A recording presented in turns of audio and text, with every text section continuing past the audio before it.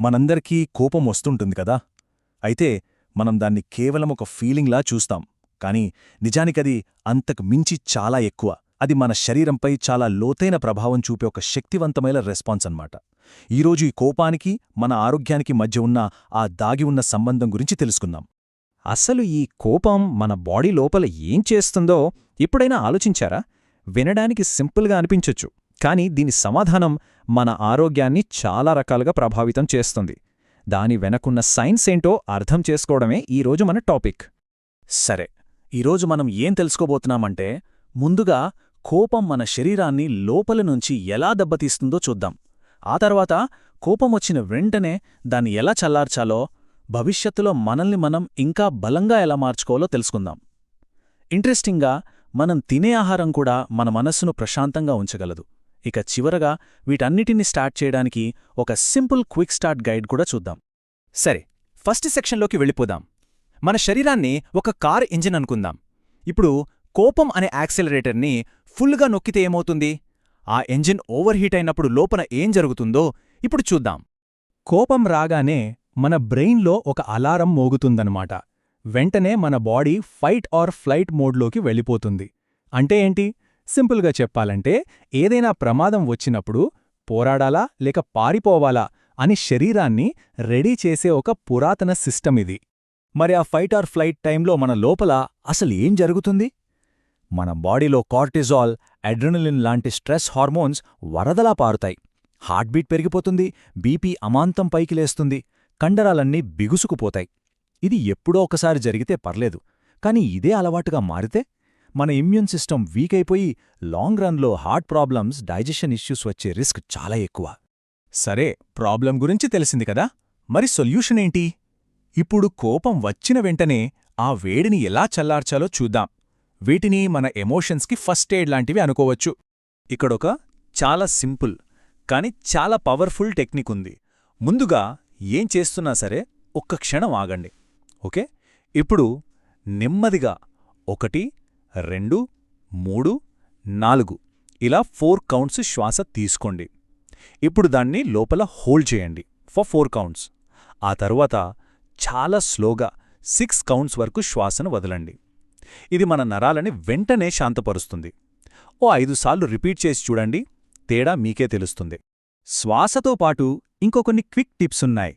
వెంటనే ఓ 10 నిమిషాలు నడిస్తే ఆ అడ్రినలిన్ అంతా కరిగిపోతుంది. లేదా ఆ సిచ్యువేషన్ నుంచి కాసేపు దూరంగా వెళ్ళిపోవడం బెస్ట్. ఫేస్ మీద చల్లటి నీళ్లు చల్లుకోవడం కూడా అద్భుతంగా పనిచేస్తుంది. ఇంకొకటి, మన బాడీలోని కండరామని గట్టిగా బిగపట్టి వదిలేయండి. టెన్షన్ అంతా మాయమైపోతుంది. ఇవి తక్షణ ఉపశమనానికే, కానీ లాంగ్ రన్లో మనల్ని మనం స్ట్రాంగ్ చేసుకోవాలి కదా. మన సిస్టమ్ని స్ట్రెస్కి ఫైర్ ప్రూఫింగ్ చేయడం లాంటిదన్నమాట. ఇక్కడ శర్మగారి కథ చూద్దాం. ఆయనకి ఆఫీస్లో ప్రతి చిన్న విషయానికి కోపం వచ్చేసేది. సరే అని వారానికి 3 రోజులు జాగింగ్ స్టార్ట్ చేశారు. నమ్మలేరు, జస్ట్ నెల రోజుల్లో ఆఫీస్లో స్ట్రెస్సున్నా కూడా ఆయన చాలా కూల్గా ఉండటం గమనించారు. చూశారా, రెగ్యులర్ ఎక్సర్సైజ్ మన మైండ్ని ఎంతగా ప్రభావితం చేస్తుందో. మన ఎమోషన్స్కి రూట్ కాజ్ మన ఆలోచనలే. అందుకే ఆలోచనల్ని మార్చడం చాలా ఇంపార్టెంట్. ఫర్ ఎగ్జాంపుల్, ఆ డ్రైవర్ కావాలనే కట్కొట్టాడు అనుకునే బదులు, పాపం అతను నన్ను చూసుండకపోవచ్చు, ఎవరైనా తప్పులు చేస్తారు కదా అని అనుకుని చూడండి. మనం మన మైండ్లో చెప్పుకునే కథని మారిస్తే మన ఫీలింగ్ కూడా ఆటోమేటిక్గా మారిపోతుంది. సో లాంగ్ టర్మ్లో ప్రశాంతంగా ఉండటానికి మన టూల్ కిట్లో ఏముండాలి? రెగ్యులర్ ఎక్సర్సైజ్, రోజూ కాసేపు మైండ్ఫుల్నెస్ లేదా ధ్యానం, కోపాన్ని డైరీలో రాయడం, మంచి నిద్ర, ఇంకా కాఫీన్, ఆల్కహాల్కి కొంచెం దూరం. ఇవే మనల్ని కాపాడే షీల్డ్స్ అన్నమాట. ఇప్పుడు ఒక ఇంట్రెస్టింగ్ విషయానికొద్దాం. అదేంటంటే మన ఆహారం. అవును, మన ఇంజిన్కి కరెక్ట్ ఫ్యూయల్ ఎంత ముఖ్యమో మన మైండ్కి కూడా సరైన ఫుడ్ అంతే ముఖ్యం. మనల్ని ప్రశాంతంగా ఉంచే ఒక మ్యాజిక్ మినరల్ ఉంది, అదే మెగ్నీషియం. చాలామందిలో ఇది తక్కువగా ఉంటుంది, కాని వాళ్లకే ఆ విషయం తెలీదు. దీని లోపం వల్లే తరచు చిరాకు, యాంగ్జైటీ, ఎప్పుడూ టెన్షన్గా అనిపిస్తుంటుంది. ప్రియా కథే దీనికి బెస్ట్ ఎగ్జాంపుల్. ఎప్పుడూ ఏదో ఒక చిరాకుతో ఉండేది. తన డైట్లో బాదం, పాలకూర, డార్క్ చాక్లెట్ లాంటి మెగ్నీషియం ఫుడ్స్ యాడ్ చేసుకున్నాక ఆమె మూడ్లో చాలా పెద్ద పాజిటివ్ చేంజ్ వచ్చింది. చూసారా సరైన న్యూట్రిషన్ ఎంత పవర్ఫుల్లో? మెగ్నీషియం ఒక్కటే కాదు, మన మూడ్ని బ్యాలెన్స్ చేసే ఒక సూపర్ స్టార్ టీముంది. బి విటమిన్స్ మన మూడ్ మేకర్స్, ఒమేగా 3లు మన బ్రెయిన్కి ఫుడ్, ఐరన్ డెఫిషియన్సీ ముఖ్యంగా మహిళల్లో చాలా ఇరిటేషన్కి కారణమవుతుంది. ఇక సన్షైన్ విటమిన్ డి కూడా చాలా చాలా అవసరం. కోపంగా ఉన్నప్పుడు ఏదో ఒకటి తినేస్తాం కదా, ఆ పాత అలవాట్లని చిన్న చిన్న మార్పులతో బెటర్గా మార్చుకుంటే ఎలా ఉంటుంది?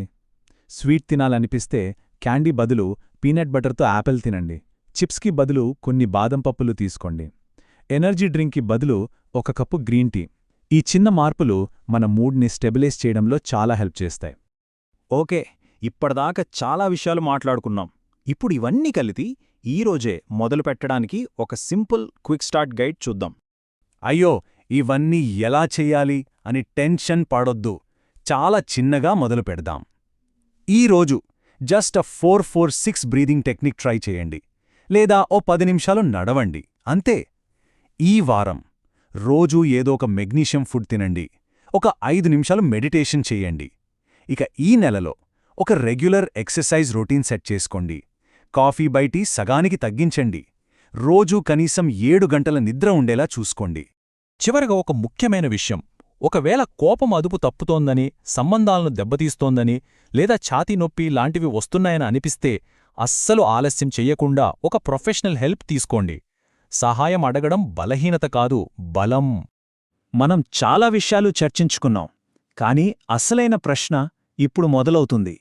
ఈ ప్రశాంతమైన ప్రయాణంలో ఈరోజు మొదలు పెట్టబోయే ఆ మొదటి చిన్న అడుగు ఏంటి?